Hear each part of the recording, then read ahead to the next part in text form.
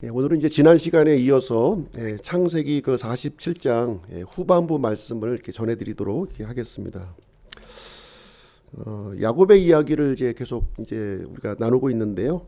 오늘은 특별히 그 이집트의 총리로 이렇게 올라왔던 요셉의 요셉의 치적을 좀 다루고 있어요. 이 내용은 그 내용을 함께 좀 보시도록 하겠습니다.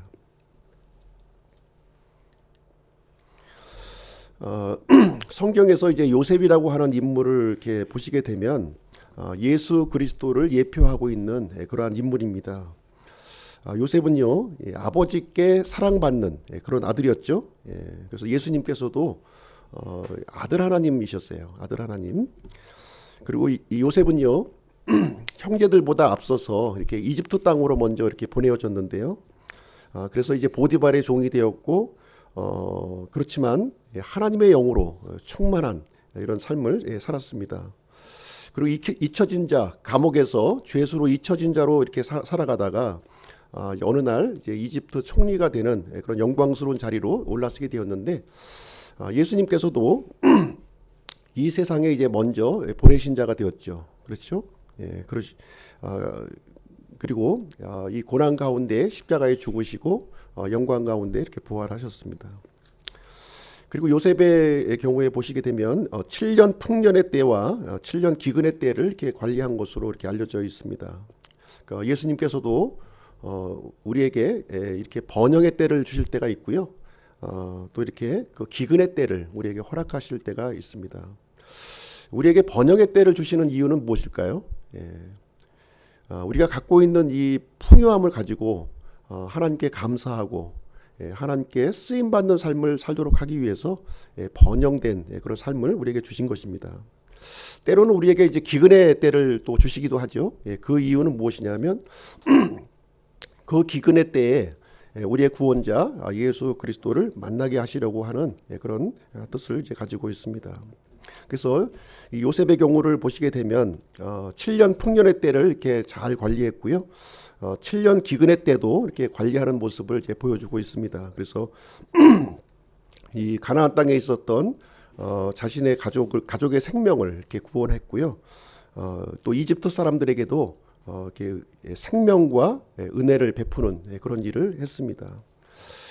또 그리고 이제 아브라함과 이삭과 야곱에게 주어졌던 그 하나님의 언약을 성취하는 일에 이렇게 요긴하게 사용이 되어졌습니다. 요셉의 삶을 이렇게 보시게 되면 철저하게 하늘의 원리를 따라서 이렇게 살았다는 것을 우리가 좀 볼 수가 있는데요.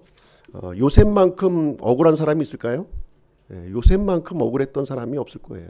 그렇지만 이 요셉은 악을 악으로 갚지 않았다는 거예요. 원망이나 이렇게 불평을 하지 않았고 항상 이렇게 자기 생각보다는 자기 일에 매몰되기보다는 이 다른 사람에게 관심을 가졌어요. 이렇게 섬기는 삶을 이렇게 살았고요. 이 땅의 본성을 따라서 살지 않았습니다. 그리고 요셉의 이 모습은 하나님의 임재 신앙으로 우리가 좀 이렇게 요약을 할 수가 있는데요. 항상 이렇게 힘들 때나 어려울 때나 하나님과 함께하는 그런 삶을 이렇게 살았습니다. 그래서 하나님의 인도하심을 받았고 하나님의 영으로 이렇게 충만했고요. 하나님의 또 은혜를 자신이 받은 이 은혜를 사람들에게 흘려보내는 그런 삶을 살게 되었습니다. 오늘은 이제 창세기 47장 13절부터 31절까지 말씀을 함께 보시기를 원하는데요. 오늘 이제 본문 구성을 좀 잠깐 말씀드리면 13절부터 17절까지 이 돈과 가축을 받고 양식을 공급을 했습니다. 그리고 18절부터 22절은 토지를 받고 양식을 공급했습니다. 그리고 23절부터 26절은 조세제도, 이집트의 그 조세제도의 근간이 되는 조세제도를 이렇게 확립을 했고요. 27절부터 31절까지는 야곱의 임종 내용을 기록하고 있습니다. 오늘 말씀의 중심 내용은 요셉은 기근의 때에 가족의 생명을 구원하고 이집트를 지혜롭게 통치했다는 말씀입니다. 그러면 이제 돈과 가축을 받고 이렇게 양식을 이제 공급하는 장면을 같이 한번 살펴보겠습니다. 13절 한번 보시죠. 13절. 기근이 매우 심해 온 땅에 빵이 없었으므로 이집트 땅과 가나안 온 땅이 기근으로 기진하였더라. 기근이 점점 이제 심해지고 있는 상황이에요. 지금 이제 기근이 일어난 지 벌써 이제 3년 차. 하나님께서 이제 7년의 기근을 이제 허락하셨는데 이제 3년의 기근을 이제 맞이하고 이제 그 더 깊은 기근으로 지금 이제 들어가고 있는 장면을 여기서 설명을 해주고 있습니다. 기진했다라는 표현이 나오는데 기진했다고 하는 것은 이제 어떻게 보면 이제 그 힘이 이제 완전히 다 이제 그 소진되어 가지고 이제 이렇게 거의 기절하다시피 되었다는 거예요. 이 땅의 모습이 이제 그 모습을 갖고 있는 거죠. 땅이 이제 힘을 잃어가지고 기력을 잃어버려가지고 어떠한 소출도 낼 수 없는 그런 지경에 놓여지게 되었음을 얘기하고 있습니다. 아직도 4년이나 더 기근이 이제 남아 있는 상황이 되었고요. 그래서 이제 오직 요셉이 있는 곳에만 빵이 있었던 거예요. 양식이 있었기 때문에 모든 사람이 지금 요셉 앞으로 이렇게 움직이고 있는 이 기근이라고 하는 이 상황이 사람들을 움직이게 만들어요. 어디로 움직이냐면 이제 먹을 양식을 따라서 움직이는데 요셉에게 움직이고 있는 상황이 되겠습니다. 그래서 당시에 양식을 공급할 수 있는 유일한 통로가 바로 요셉이었다. 이렇게 성경은 이제 말을 해주고 있는 것이죠. 근데 이 요셉은 이 양식을 사람들에게 이제 공급을 해 주는데요. 14절 말씀 한번 보시겠습니다. 14절 보시게 되면 그들이 곡식을 샀으므로 요셉이 이집트 땅과 가나안 땅에서 찾은 모든 돈을 거두어 그 돈을 파라오의 집으로 가져갔더라. 이렇게 얘기하고 있습니다. 여기 보시게 되면 이 요셉은요 양식을 공급하는 데 있어서 이렇게 무상 공급하지 않았다는 거예요. 요즘 이게 무상급식이 참 이슈가 되고 있죠. 무상으로 이렇게 주지 않았다는 곡식을 요셉은. 그래서 이제 그 돈을 주고 이렇게 양식을 사도록 이렇게 했는데요. 그래서 이제 가나안 땅과 이집트에 있던 모든 돈들이 이제 파라오의 집으로 이렇게 모여들었다 이렇게 얘기해주고 있습니다. 그럼 왜 돈을 받고서 이렇게 팔았을까 이렇게 보시게 되면 만약에 돈을 받지 않고 이렇게 곡식을 공급했다면 아마 대혼란이 일어났을 거예요. 대혼란이에요. 그래서 최소한의 어떤 질서 유지 장치를 위해서 돈을 받고 이렇게 이제 곡식을 공급했는데 돈을 많이 가져왔다고 해서 많이 주는 것도 아니었고요. 돈을 적게 가져왔다고 해서 적게 주는 것도 아닌 그 사람이 필요로 하는 생존에 필요한 양식을 여기서 이제 공급을 해주게 되었습니다. 그래서 거기서 발생된 모든 돈을 이 요셉의 경우에 있어서는 자신의 어떤 그 사적인 도구로 사용하지 않고 파라오의 집으로 다 드렸다 이렇게 얘기를 하고 있어요. 이런 모습을 통해서 볼 때 요셉의 이집트를 이렇게 기근 속에서 관리하는 모습을 이렇게 보시게 되면 굉장히 신중하고 사려 깊게 지혜롭게 이렇게 이것을 움직였구나 하는 것을 우리가 생각을 해볼 수가 있는 거죠. 이러한 일이 진행되기 위해서는 많은 사람들이 필요한 거예요. 많은 사람. 그래서 일정한 인사 정책에 의해서 이 사람들이 이렇게 배치되었음을 우리가 좀 생각해 볼 수가 있고요. 특별히 요셉의 경우에 있어서는 이렇게 이 총리실에서 이렇게 앉아만 있었던 것이 아니라 직접 현장에 나가서 모든 것을 확인하고 점검하고 그 일을 이제 진행했을 것이라고 하는 것을 우리는 이제 추측을 좀 해볼 수가 있겠습니다. 그래서 요셉이 총리가 되어서 이제 할 수 있는 그 직무 수행을 보시게 되면 크게 두 가지로 나누어지는 거예요. 크게 두 가지. 첫 번째는 풍년의 때를 관리했던 것이고요. 두 번째는 기근의 때를 관리했다는 것을 내용이 되겠습니다. 요셉이 그 풍년의 때에 어떤 일을 했나요? 이 엄청난 소출이 그 7년 기간 동안에 이제 일어났는데 이 풍요를 그때 발생했던 풍요를 허비하지 않았다는 거예요. 하나도 허비하지 않았어요. 그래서 요셉이 했던 일은 이집트 곳곳에 지금도 유적으로 많이 발견되고 있는 현상인데 이 저장 도시를 다 구축을 한 거예요. 저장 도시를 구축해서 이 곡식들을 이제 앞으로 다가올 위기를 이제 대비해서 준비를 한 거죠. 사람들이 그 요셉의 모습을 보고서 어떻게 했을까요? 참 곡식이 남아 돌아가는데 아마 요셉을 이렇게 어떻게 보면 비난하고 이렇게 했을지도 모르겠어요. 그렇죠? 예. 그렇지만 요셉은 사람의 그런 눈치에 좌우되지 않고 그 곡식을 그대로 다 이 저장을 했습니다. 그래서 다가올 미래의 위기, 그 위기를 준비를 해 나가게 된 것이죠. 이제 7년 기근의 때가 이렇게 도착했을 때 이 곡식을 이제 떨어지게 되니까 이제 나눠줘야만 했던 것이죠. 그랬을 때 무상으로 이제 나누어주지는 않았던 것이고요. 질서를 이제 갖추게 했고 또 사람들로 하여금 이 은혜가 얼마나 소중하냐 하는 것을 알려주는 그런 일을 이제 하게 되었습니다. 그래서 요셉이 이제 했던 일이 이제 여기 보시게 되면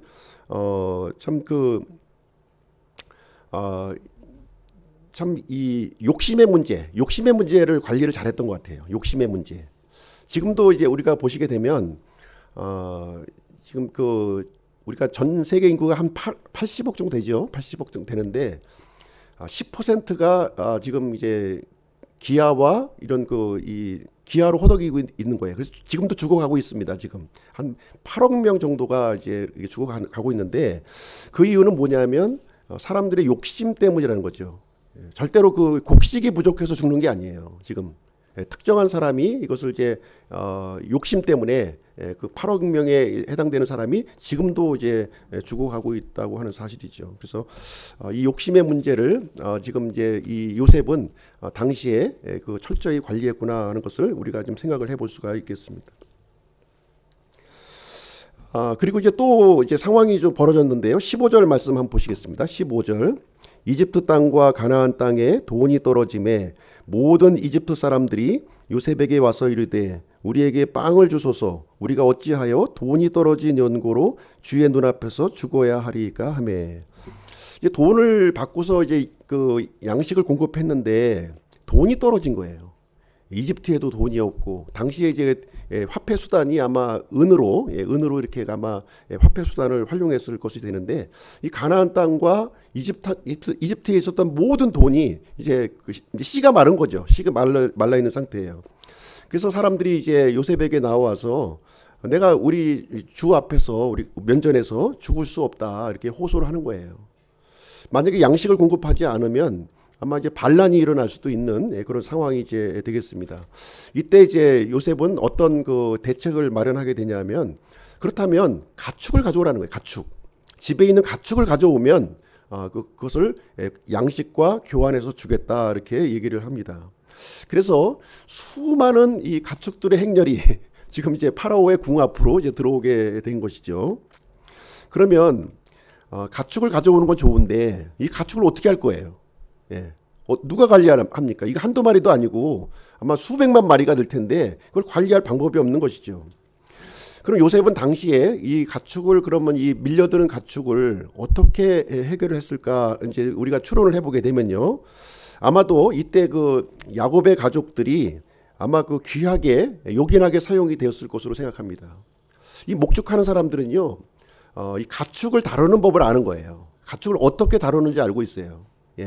그래서 이 소유권을 이제 파라오 앞으로 이전하고서 양식을 내어주는데 그 소유권을 이전하기 위해서 어떻게 하느냐? 그 가축을 전부 우리를 만들어 가지고 한다면 불가능한 방법이죠. 그렇죠?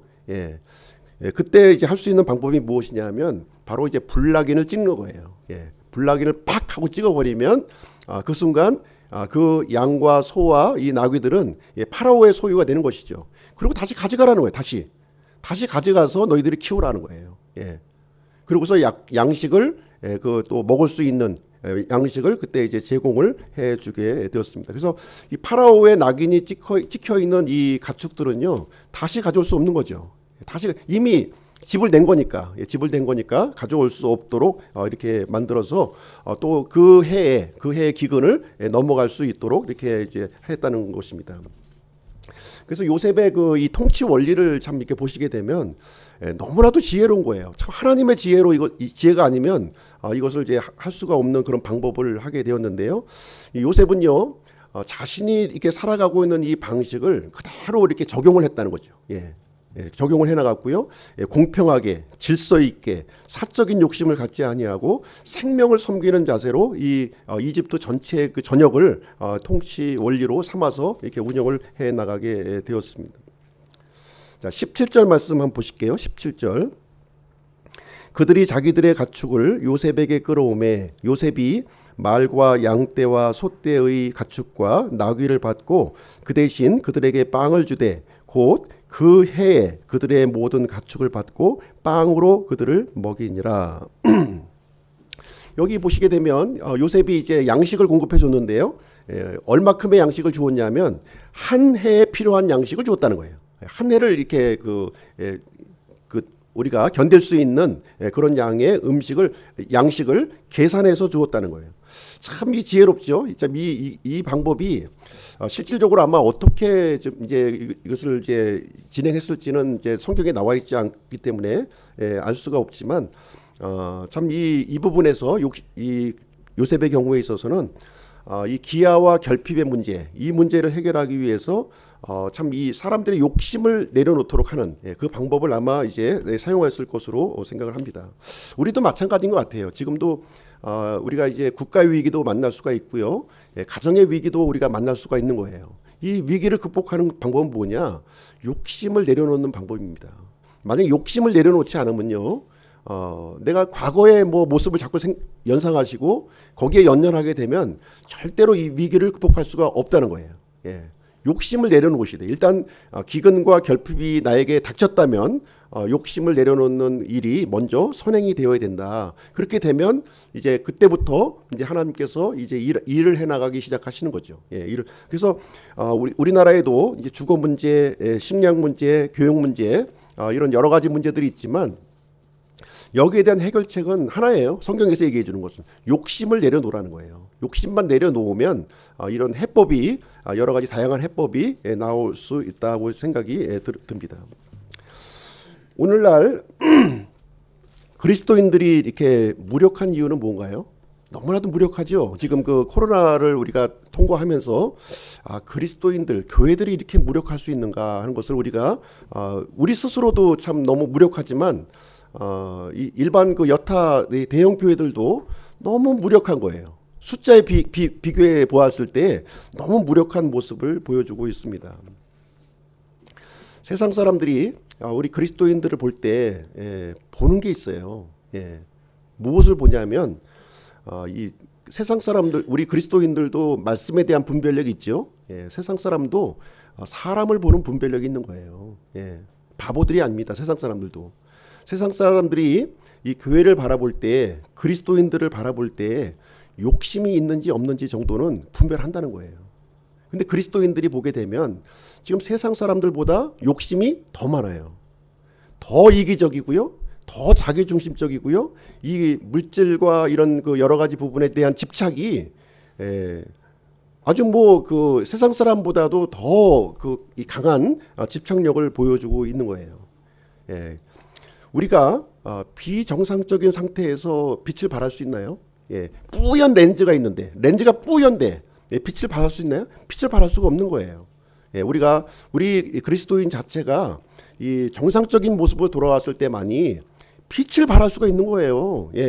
그리스도가 드러나는 겁니다. 그래서 우리 교회와 그리스도인들이 오히려 그리스도가 드러나는 것을 오히려 막고 있는 거죠. 막고 있는 모습을 보여주고 있습니다. 그래서 내가 변해야 다른 사람을 변화시킬 수가 있는 것입니다. 우리가 이제 그리스도의 이 생명으로 구원을 받았다고 지금 얘기를 하고 있죠. 그렇다면 그리스도처럼 살아가야 되는 거예요. 근데 그리스도처럼 살아가지 않는 모습이 있다 보니까 이렇게 무력한 삶을 우리가 살아갈 수밖에 없고, 이 욕심을 계속해서 우리가 붙들고 있는 한, 교회가 붙들고 있는 한, 이 교회의 미래는 우리가 없다고 보여집니다. 그래서 이 부분부터 우리가 좀 철저하게 관리를 해야 될 필요가 있겠습니다. 자, 그다음 이제 또 이제 문제가 더 이제 상황이 더 심각해졌는데요. 18절 말씀을 보시겠습니다. 18절.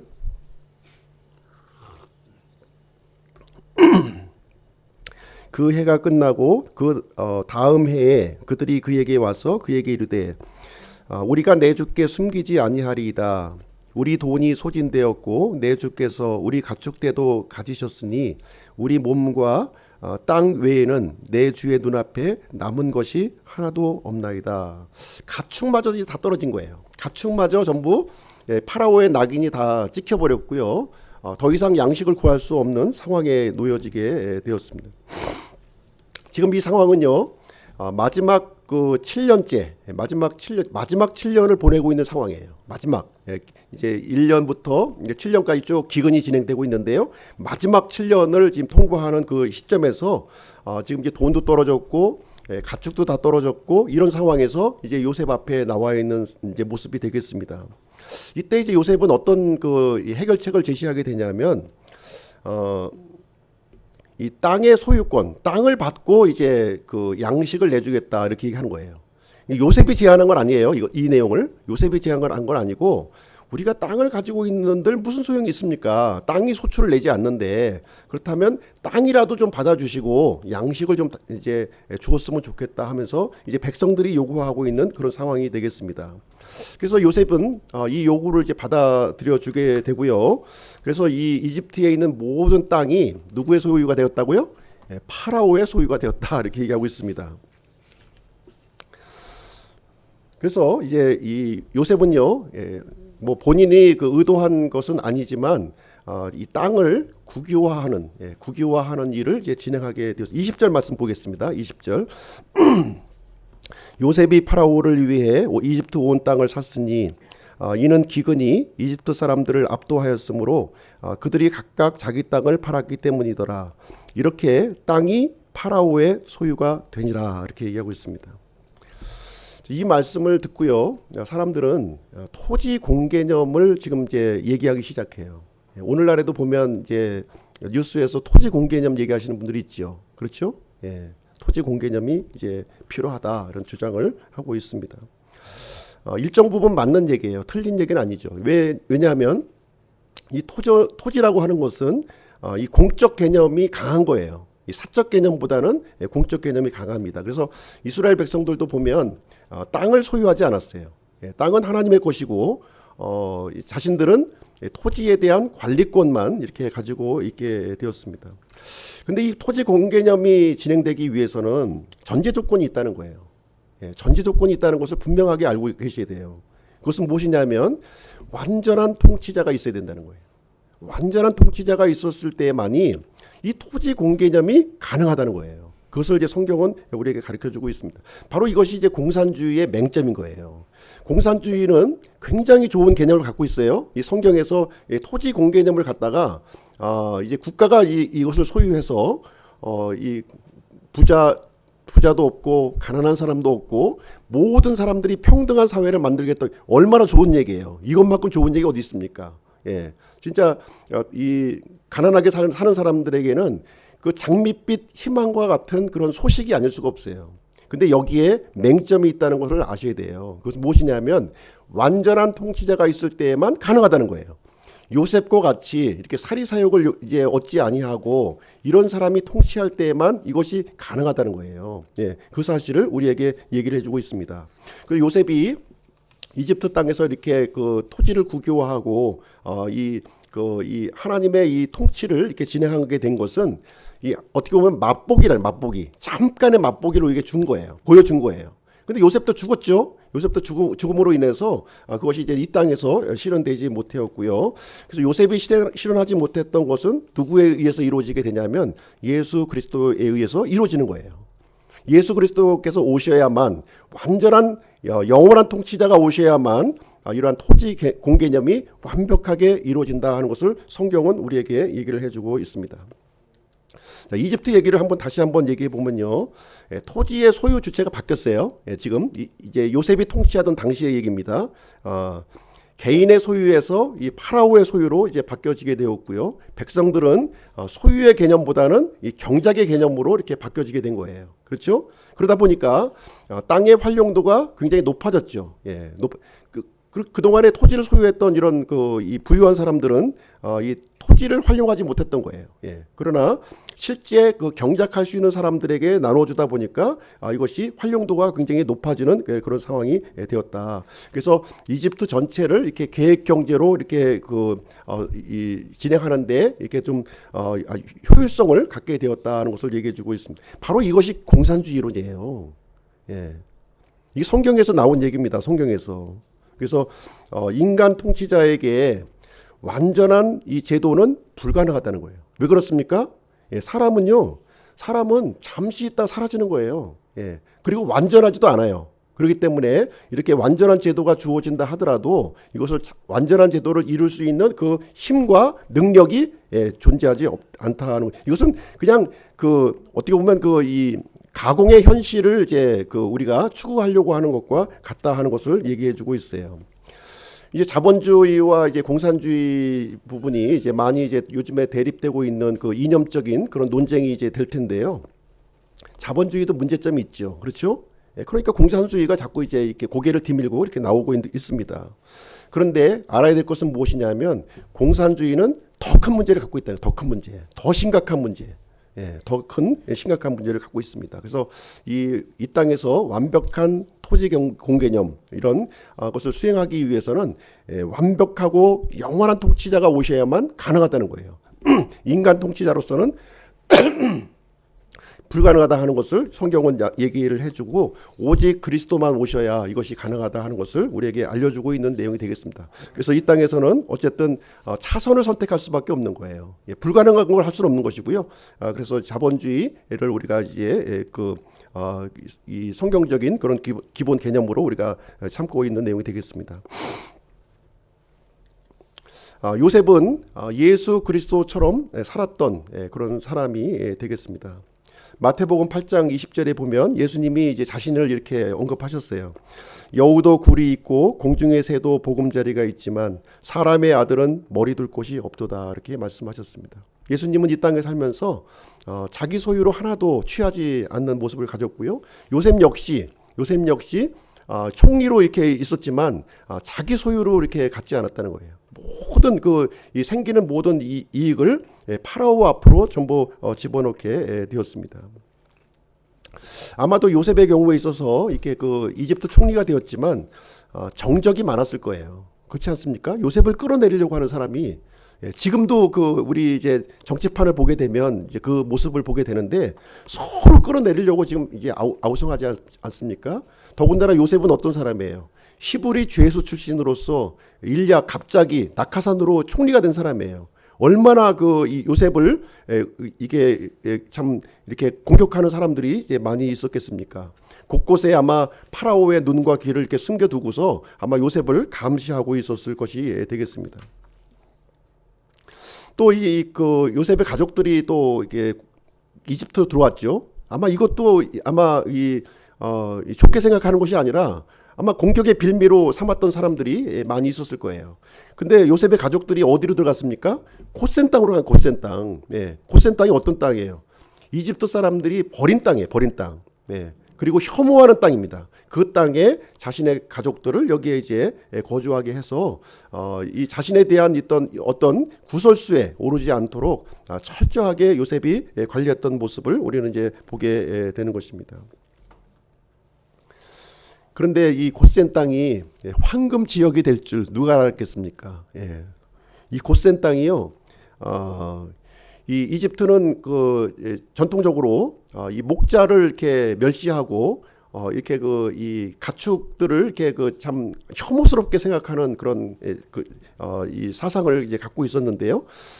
이 7년 기근 동안에 이 가축 산업이 아주 중요한 산업으로 급부상하게 되었다는 거예요. 급부상하게 되었어요. 왜냐하면 이 가축들을 이제 받고요, 곡식을 내주지 않았습니까? 그러다 보니까 이집트 전체에 있는 이 가축들을 이렇게 체계적으로 관리할 필요가 있었던 거예요. 그 관리를 누가 했겠습니까? 요셉의 가족들이 한 거예요. 요셉 가족들이. 밥만 먹으면 이 양과 소를 관리했던 이 사람들이 그것을 이집트 전역에 있는 이 가축들을 관리하게 되었다. 그리고 이제 먹을 양식이 없다 보니까 지금 대체 식품으로 이런 고기와 이제 우유가 이제 이렇게 공급이 되어져 있고요. 그래서 갑자기 이렇게 천시받던 이 직업이 그냥 제일 선호하는 직업으로 이렇게 바뀌어지게 되었습니다. 그래서 우리 그리스도인들도 보게 되면 어떻게 보면 이렇게 남들이 기피하는 일을 좀 할 필요도 있는 거예요. 예.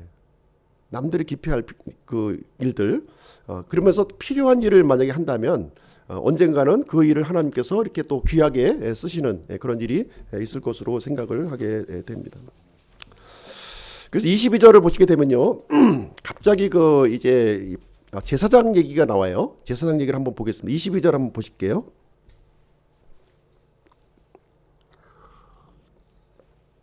제사장들의 땅만은 그가 사지 아니하였더라.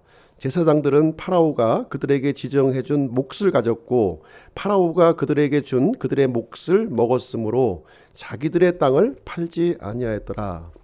여기서 나오는 이 제사장은 누구냐면 이스라엘의 제사장들이 아니에요. 예, 이집트의 그 우상을 숭배하는 그 파라오에게 속한 그 제사장들을 이제 언급하고 있는 그런 내용이 되겠습니다. 근데 이 사람들은요, 자기 땅을 가지고 있었다는 거예요.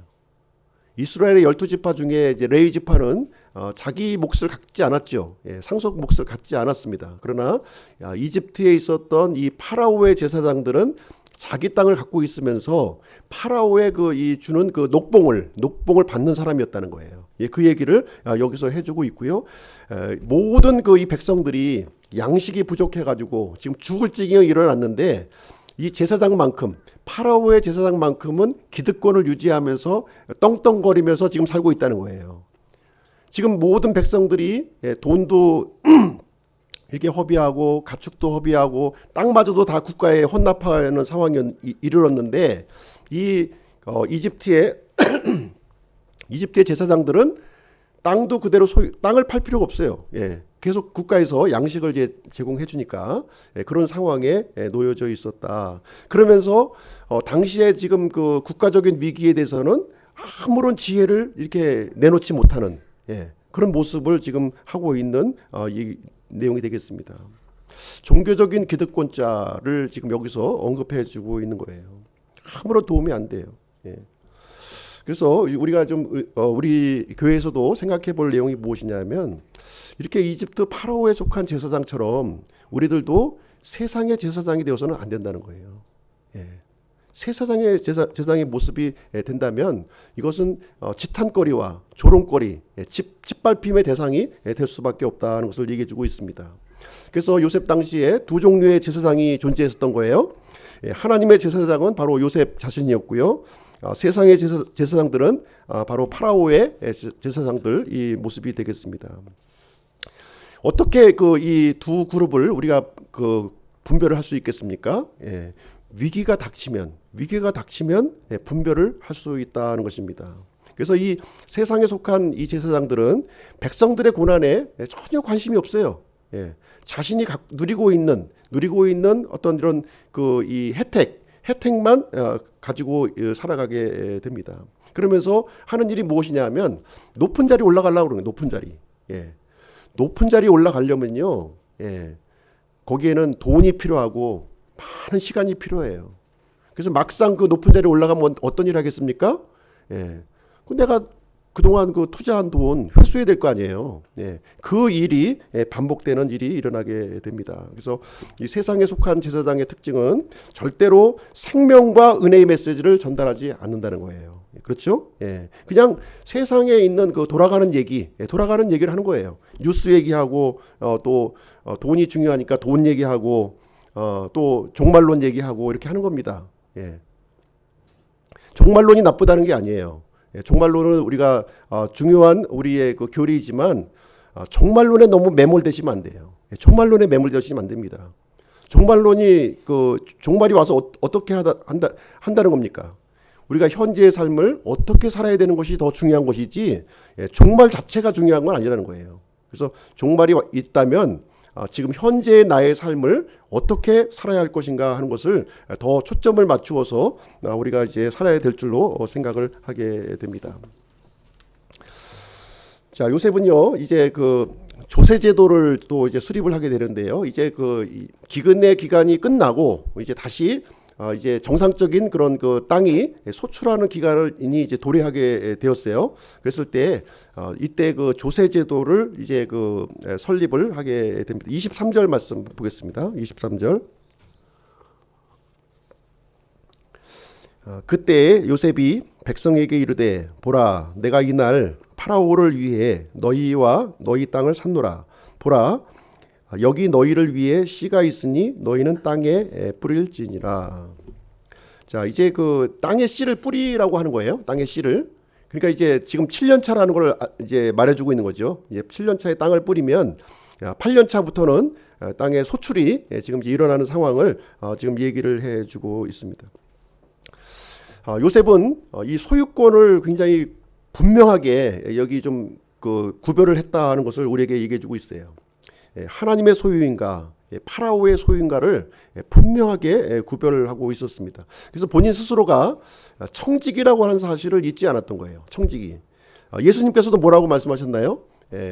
가이사의 것은 가이사에게, 하나님의 것은 하나님에게 바치라 이렇게 얘기를 했어요. 그래서 요셉의 삶을 보시게 되면 하나님의 소유는 하나님께 돌려드렸고 파라오의 소유는 전적으로 이 파라오에게 돌려드렸다. 거기서 생기는 콩고물을 절대로 취하지 않았다는 거예요.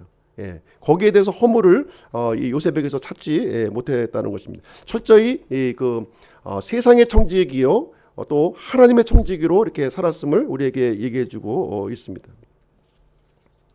그래서 우리가 이제 믿는 사람들이 하나님을 열심히 믿는다고 그래요. 그런데 이것을 세상 일과 하나님의 일을 이제 그 이렇게 구별하는 사람들이 있어요. 그렇지가 않다는 거죠. 우리 믿는 사람들은 세상에 우리에게 주어진 일도요. 열심히 살아야 되는 거예요. 열심히 살아야 되는 겁니다. 우리에게 주어진 그 책무를 성실하게 수행하고 그 효율적인 방안을 우리가 제시를 할 수 있어야 되는 것입니다. 이것은 이제 각자 자기가 맡은 분야에서 진행하시면 되는 거예요. 내가 잘하는 분야에서 그런 지혜와 하나님께서 주신 지혜를 가지고 세상에 유익을 끼쳐주는 그런 일을 해야 될 줄로 생각을 하게 됩니다. 이제 바야흐로 기근의 때가 이제 끝났어요. 그래서 이 요셉은 이제 다음 그 이 이제 8년 차의 기간을 위해서 백성들에게 종자를 나누어주고 이제 파종을 하라 이렇게 지시를 했고요. 그래서 하나님께서 주신 그 지혜와 이 말씀대로 요셉은 이렇게 이 이집트를 다스려 나가게 되었습니다. 그러면 이제 그 요셉이 펼친 조세 정책 한번 보시겠습니다. 24절 한번 보시죠. 24절. 너희는 드러난 것에서 5분의 1은 파라오에게 바치고 5분의 4는 너희 것으로 삼되 들의 씨로 삼고 너희 양식으로도 삼으며 너희 집안에 속한 자들과 어린 것들의 양식으로도 삼으라 하매. 자, 소출이 이제 일어나게 되면 이제 어떻게 하느냐? 이제 그 땅이 누구 소유입니까? 파라오의 소유예요. 개인 소유가 아니라. 그런 상황에서 지금 이제 어떻게 얘기하냐면 5분의 1은 파라오에게 바치라는 거예요. 5분의 1은 파라오에게 바치라. 그리고 경작자는 5분의 4를 이제 사용하라 이렇게 얘기를 해주고 있어요. 굉장히 파격적이죠. 보통 일반적으로 자기 땅이 아닌 경우에는 소장료만 받는 거예요. 소장료. 그것도 치꼬리만한 소장료. 간신히 먹고 살 수 있는 소장료만 받는 건데 이게 좀 거꾸로 된 것 같죠. 지금 5분의 1은 국가에 그리고 5분의 4는 본인의 그 이 용도로 사용할 것을 얘기를 해주고 있습니다. 당시에 그 자기가 갖고 있는 토지에 대해서 국가가 얼마큼 이제 이렇게 가져갔냐면 3분의 1 정도를 가져갔다고 그래요. 3분의 1. 근데 지금 요셉이 다스리는 그 당시에는 국가의 소유임에도 불구하고 지금 이제 5분의 4를 이제 경작자들에게 넘겨주는 그런 결정을 이제 해주게 되었습니다. 만약에 이제 이제 개인 소유가 아니라 국가 소유라면 이제 아마 거의 다 가져가겠죠. 최소한의 먹을 것만 주고 아마 하는 것이 당연할 텐데 요셉은 그렇게 하지 아니했습니다. 그래서 요셉의 정책을 보시게 되면 굉장히 너그러운 정책을 이렇게 핀 거예요. 너그러운 정책. 어떻게 보면 이제 손해보는 정책인 것처럼 이렇게 보여지고 있는데요. 우리가 이제 국가의 정책을 보시게 되면 두 가지로 우리가 생각을 해볼 수 있어요. 하나는 국가 편향적인 정책, 또 하나는 국민 편향적인 정책이에요. 과거 우리 산업화 시대 때 이제 뭐 경부고속도로 놓고 막 이럴 때 새마을 운동할 때는 사실 국가 편향적인 정책을 세웠던 거예요. 그 당시에는. 왜 그렇습니까? 모든 게 없으니까. 예. 모든 게 새로운 걸 다 국가가 구축을 해야 되기 때문에 그런 것이 필요했고 국민의 희생을 이렇게 요구를 했던 거예요. 국가에서는. 예.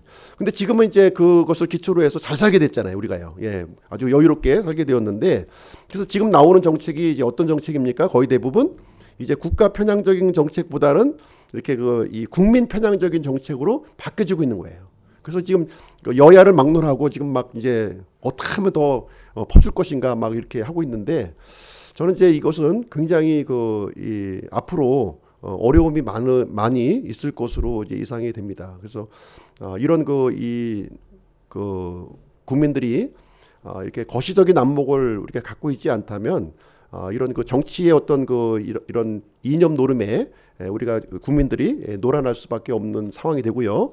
우리 자손 때에 가서는 그것을 갚기 위해서 아마 허리가 휘는 그런 일을 아마 겪게 될 것입니다.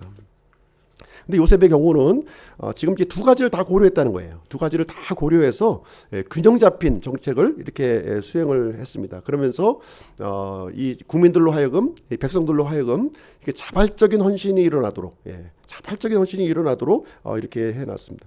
사실 인간 정부는요, 이게 두 가지를 맞추기가 쉽지가 않아요. 왜냐하면 단기간 이렇게 집권을 하다 보니까 단기간에 성과를 어떤 것을 내야만 되고요.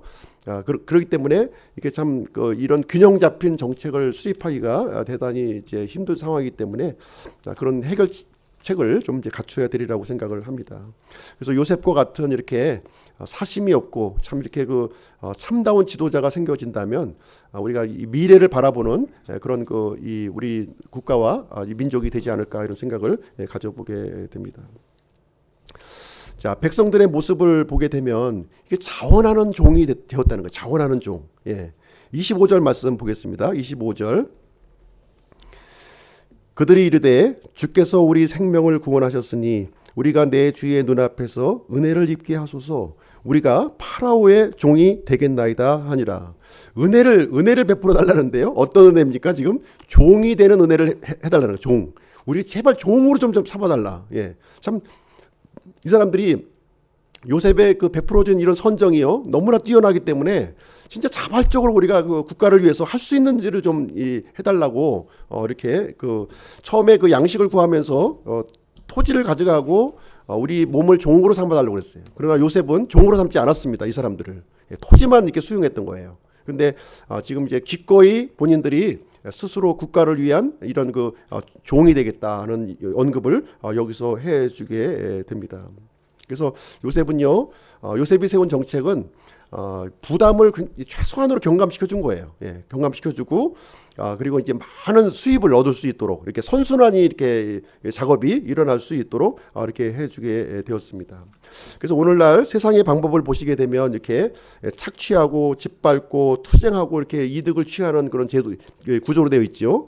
그러나 요셉이 이제 추구했던 방법, 이 성경적인 방법은 무엇이냐면 최소한의 방법으로 최대한의 수입을 보장하는 이런 선순환의 흐름의 제도를 지금 이제 언급하고 있음을 얘기해주고 있습니다. 그래서 요셉의 모습을 보게 되면 이집트를 아주 성공적으로 이집트는 이제 세상을 상징하고 있는 거죠. 성공적으로 이렇게 통치를 한 모습을 보여주고 있어요. 요셉은 30세 총리가 되었죠.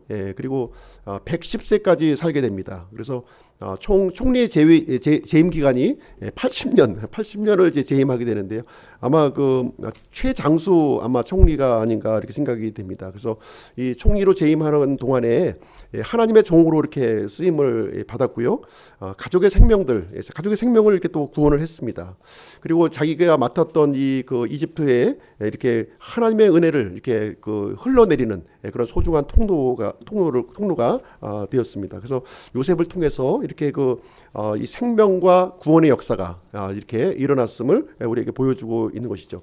그래서 요셉의 이 모습은 사실 이제 그리스도께서 이 땅에서 이루실 그 모습의 이 부분적인 모습, 아주 이 맛보기만 우리에게 보여주고 있는 그런 모습을 우리에게 보여주고 있는 것입니다. 이제 예수 그리스도께서 오셔서 이 온 세상을 이렇게 통치하시게 될 때에는 진짜 이 생명과 구원의 역사가 넘쳐 흐르는 그런 모습을 우리는 보게 될 것입니다. 그때는요, 죄와 죽음과 이 마귀를 이제 다 심판하시고 이렇게 이 그 복된 그 이 땅을 이렇게 제공해 주실 것을 이제 보게 됩니다.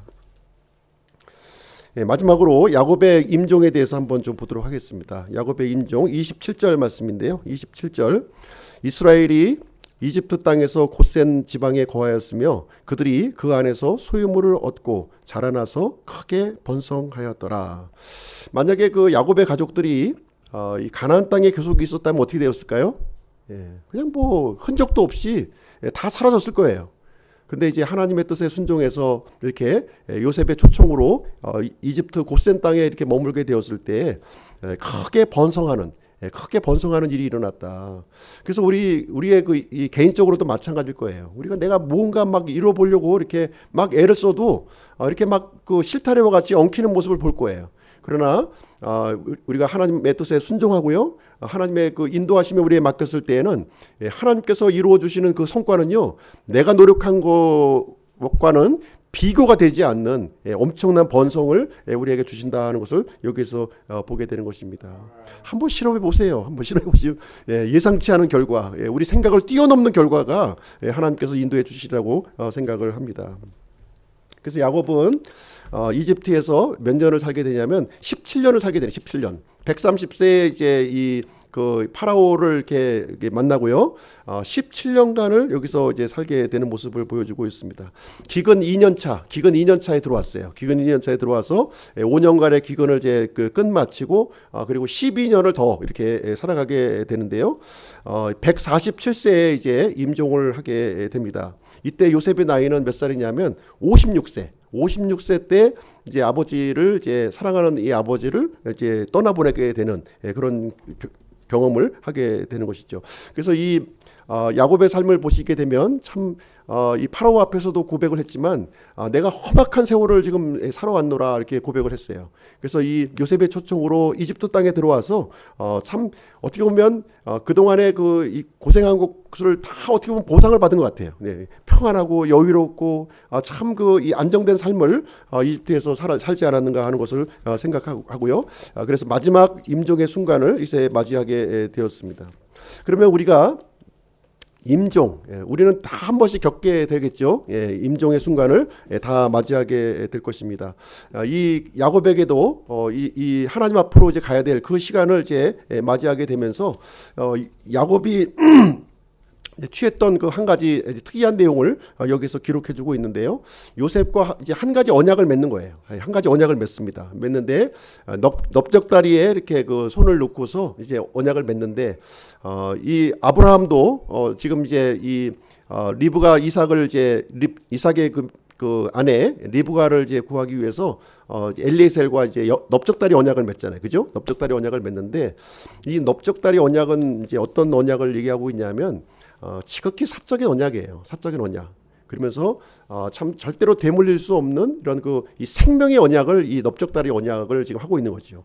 이 요셉과 지금 그 내용을 이제 하면서 어떤 얘기를 하게 되냐면 이 야곱이 이 요셉에게 간절히 이제 바라고 있는 것이 있는데 그것은 뭐냐면 나의 그 이 죽음을 이렇게 가나안 땅에서 묻힐 수 있도록 내 몸이 가나안 땅에 묻힐 수 있도록 해달라 이렇게 요청을 하게 됩니다.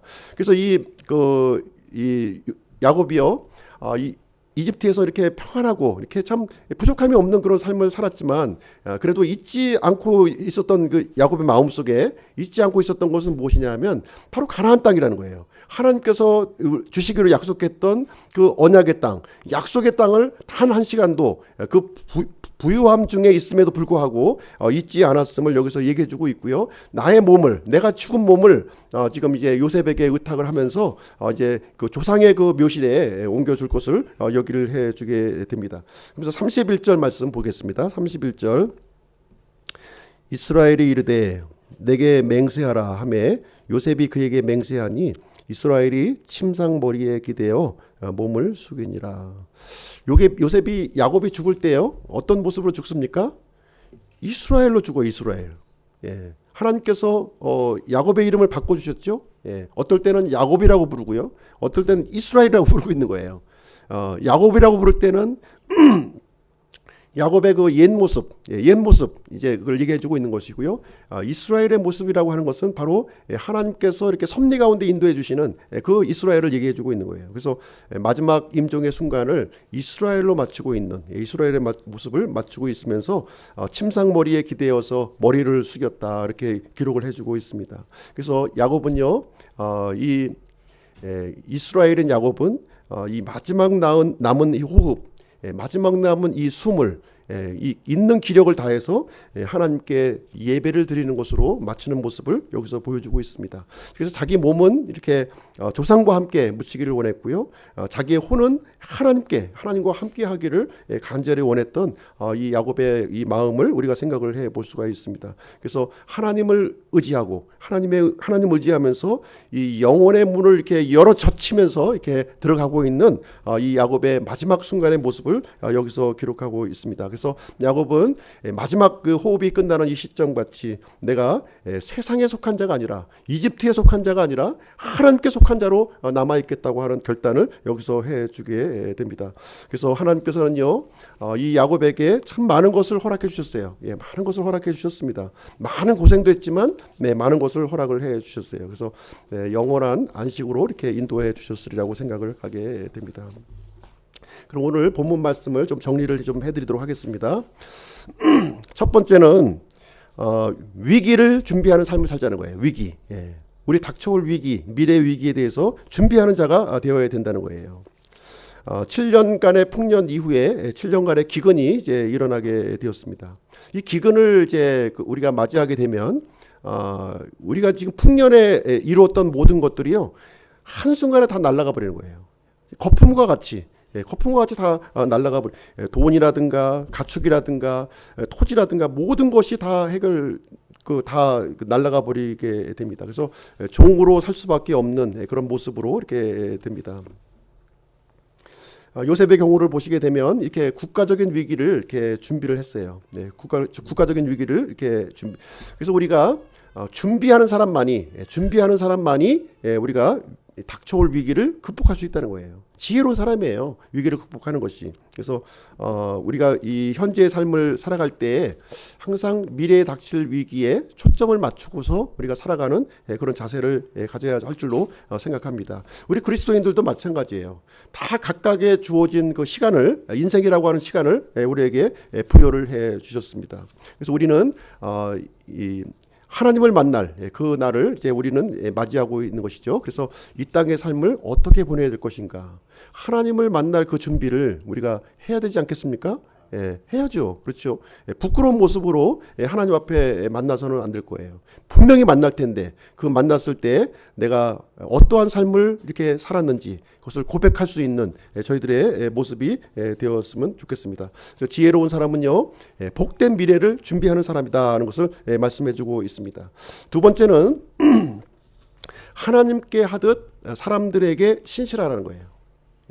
하나님에게는 또 이렇게 신실한 사람이 또 그 사람들에게는 또 이렇게 무례한 사람들이 또 있습니다. 그래서 요셉의 경우를 보시게 되면 하나님께 하는 방식이나 또 이 사람들에게 하는 방식이나 동일했다는 거예요. 왜 그렇습니까? 요셉의 이 마음속에 이 동기와 원천이 그 한결 같았다는 거예요. 한결 같은 마음으로 이렇게 했습니다. 그래서 골로새서 3장 23절 24절 제가 한번 읽어드리겠습니다. 또 너희가 무슨 일을 하든지 마음을 다해 주께 하듯 하고 사람들에게 하듯 하지 말라. 너희가 상속유업의 보상을 주께 받을 줄 아나니 너희는 주 그리스도를 섬기느니라. 그래서 우리가 주 그리스도를 섬기는 방식으로 우리가 이제 사람들을 또 섬기는 그런 모습이 되어야 되겠습니다. 그 모습을 보고서 사람들이 이제 그리스도에게 돌아오는 거예요. 그리스도에게 돌아오는 겁니다. 세 번째는 이 성도의 본분은 예배라는 거예요. 성도의 본분은 예배다. 요즘 이제 코로나 시대를 맞이해서 이제 비대면 예배가 이렇게 많이 이렇게 퍼져나가고 있는데요. 이 성도의 본분은 예배라는 거예요. 이걸 잊으시면 안 되는 것이죠. 그래서 야곱이 마지막 임종의 순간까지 붙들었던 것이 무엇이었습니까? 바로 예배예요. 예배. 하나님과 자신과 맺었던 그 언약의 말씀을 붙들었고 하나님을 경배하는 그 자리에 있었음을 우리는 이제 보게 되는 것입니다. 바로 이 모습이 어떻게 보면 이 요셉에게 물려주고 싶었던 마지막 그 중요한 가치 두 가지가 아니었는가 생각을 해요. 하나님의 언약과 하나님을 예배하는 거, 이 두 가지를 지금 이제 이 자기 아들인 요셉에게 그것을 물려주게 되었습니다. 그래서 이 야곱의 이 마지막 모습, 야곱의 마지막 모습은 바로 이제 그리스도인의 모습이 되어야 되는 거죠. 그렇죠? 그리스도의 모습이 되어야 되는 거예요. 우리 그리스도인들은 이 야곱이 하나님의 언약을 붙들었던 것처럼 그리스도의 말씀을 붙들고, 그렇죠? 야곱이 하나님을 붙들었던 것처럼 우리는 그리스도, 우리의 구원자 그리스도를 붙들고 이 중요한 두 개의 가치를 우리 자녀들에게 전달해줄 유용한 자산이라고 하는 사실을 말씀해주고 있습니다. 베드로후서 3장 13절, 그럼에도 불구하고 우리는 그분의 약속에 따라 의가 거하는 새 하늘과 새 땅을 기다리느니라. 자, 결론을 내리도록 하겠습니다. 요셉이요, 이집트 땅에서 이렇게 하나님의 생명과 은혜의 통로가 될 수 있었던 이유는 무엇입니까? 그 동력이 어디에 있나요? 하나님과 함께하는 삶을 살았다는 거예요. 하나님과 동행하는 그런 삶을 살았고요. 그리고 하나님의 영으로 이렇게 충만한 그런 삶을 살았습니다. 그리고 하나님께 하는 것처럼 사람들에게도 동일하게 섬기는 사람이 되었다고 하는 사실입니다. 그리고 하나님께서 세우신 이 언약을 성취하는 그런 귀한 일에 쓰임을 받았다고 하는 사실을 알 수 있습니다. 그래서 요셉은 사브낫 바네아라고 하는 세상의 구원자라고 하는 이름을 이집트 땅에서 이렇게 갖게 되었습니다. 오늘은 이제 47장 말씀을 같이 함께 말씀을 드렸고요. 우리 그리스도인들 세상에서 하나님에게 속한 자로 살아가는 우리 그리스도인들이 되시기를 주님의 이름으로 축복드립니다. 기도하시고 마치도록 하겠습니다.